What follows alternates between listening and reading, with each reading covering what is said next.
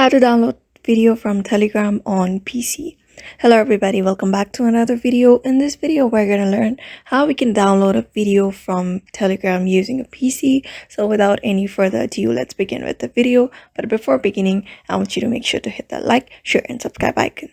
So first thing first, open up your Telegram on your desktop. After opening up, let's say this is the media that I want to download. This is the video that I want to download. You can see this media on my screen right now.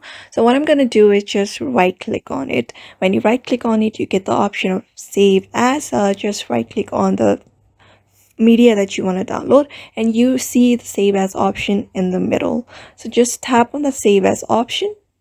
After tapping on it, you will be able to see this folder option. So just name the file and tap and save. And just like that, that media will be downloaded onto your PC easily from Telegram. So therefore, I hope this video was helpful to you and thank you for watching this video.